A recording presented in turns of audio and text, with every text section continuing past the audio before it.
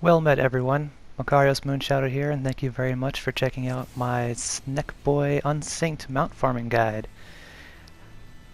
Let's jump into it. It starts off by putting down all your markers, A, B, C, and D. 2 people per each marker, 1 DPS on each, with 1 healer or tank as their teammate.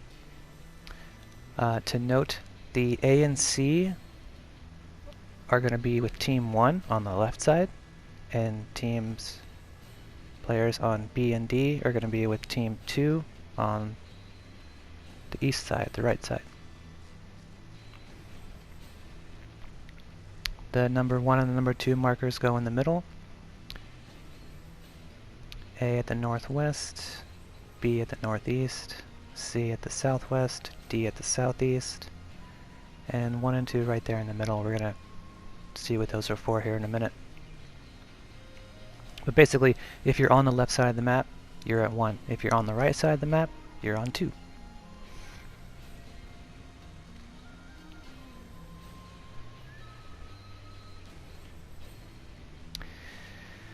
Oh, Snek Boi.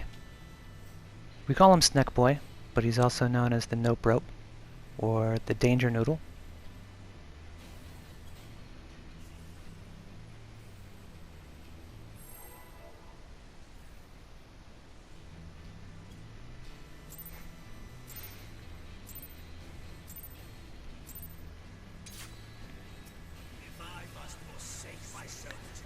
Alright, fight's gonna start off with some raid-wide damage, as most things do, known as the 5th element. Once you see that, it usually indicates a phase change as well, or a mechanic change.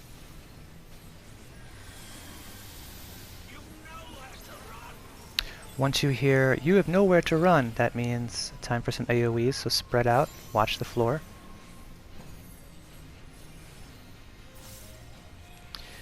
To note, the boss likes to put an aura under him. It'll either be Dragon or Yin Yang. The first time he does it, it's always Yin Yang, which means out. Dragon is in. We'll go over that again in a minute. Curse Keeper's your tank buster. Main tank gets hit with a red aura. Off tank provokes. Takes the tank buster. Main tank takes it back.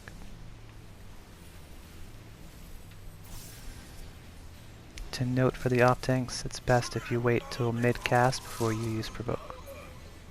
After that, everyone stack in the middle. 2 random players will get targeted with a tether. Move those tethers off to the sides, while everyone else stays in the middle to take a hit. Everyone stays in the middle to dodge these AoEs, while the 2 tanks go to the outskirts to take the tethers off of us again. Move those off to the side as well. Now that we're in ad phase, burn these suckers down as quickly as you can. Note that they do explode when they die, so healers need to stay on point for this one. I was using a lot of Cure 3 for this one in my lilies.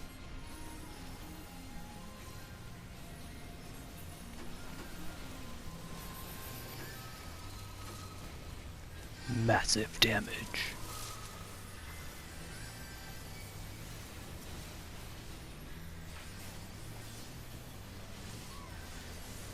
Helps to provide some mitigation, group mitigation tanks if you have it. Indeed.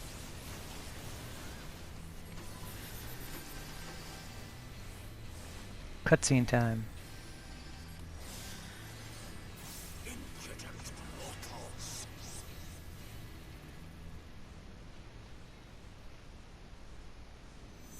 Now the Primal's gonna do what the Primals always do, and they're gonna talk their smack. They're gonna call you names, make fun of your mom, tell you how weak and insignificant you are. Then he's gonna summon his Nope Ropes to help him, because he can't do it by himself. And we have friends too, it doesn't matter. So as soon as you get knocked off the platform, hit your sprint, run back, try to avoid these AoEs while coming back in. And immediately look for the big snakes. First time they pop out, you want to go to the far edge of the ring for a knockback. Soon after, the big Waterman will come out. Always keep your eye on his hands. One hand's going to come down, smack the area, and back and forth. We've seen this how many times? In dungeons and whatnot. And yeah, you just move back and forth. And next you want to listen for the snakes again. Whichever side they pop out on, but this time don't go to the edge, stay at the number. Don't touch the red center, that's bad.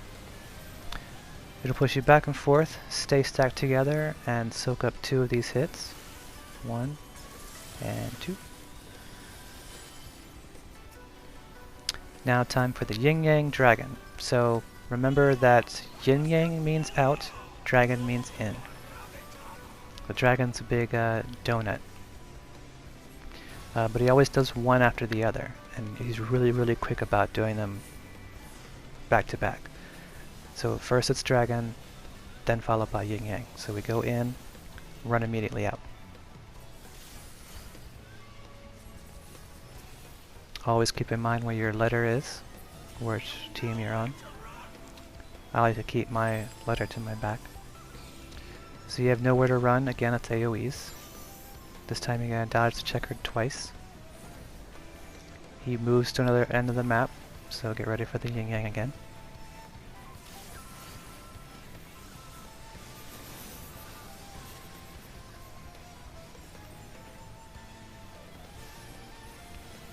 It helps if everyone stays center for this part because he puts an AoE under everyone first, and then he summons the puddles at each letter location.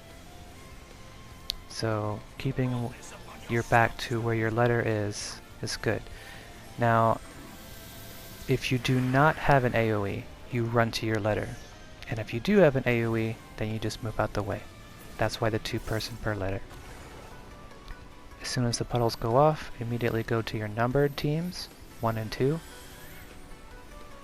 He'll hit you with line AoE. And that's it. One more 5th element, and then it's time for double tank buster. So once Curse Keeper comes, the tank provokes mid-cast. Boss puts a red aura around the main tank, turns and tank busts the off tank. The red aura explodes, and the main tank takes aggro back. Boss puts a red aura on the off tank, tank busters the main tank, red aura explodes, and that's it. They just swapped it back and forth, but that was kind of a lot to take in, so let's watch that in slow-mo. So Curse Keeper's cast, off tank provokes, boom right there. Red aura gets put on the main tank.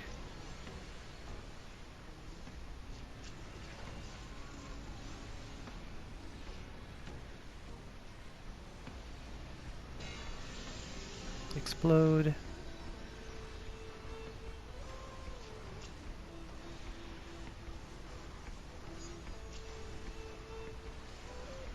Curse Keeper again. Again, red aura. Aggroed for the tank buster. Red aura explodes. And then the 5th element. And that's it. If that's not done right, then it's a white, unsynced or not. Now, just to note, I've done this many times yesterday. We skipped all of this phase a few times, but for the sake of those who can't, I put this on here. So he's going to do yin yang and spawn 2 guys. Just stay in the middle. Deal with the in or out. Then tank's gonna grab tethers off of everyone, bring those off to the side. Everyone stays in the middle in the center between 1 and 2. To deal with the same mechanic as the beginning, 2 DPS will get a random tether, move those off to the side. Everyone stays in the middle. Dodge some AoEs. You're done. And that's it. Congrats, you win. Good luck on your rolls, everybody. Thank you very much for tuning in and checking out my video. Please support our channel by subscribing. We do a lot of exclusive content. We do music videos, we do original content, funny stuff. And we look forward to seeing you next time. See you in patch. Good night, everyone. Thanks for watching.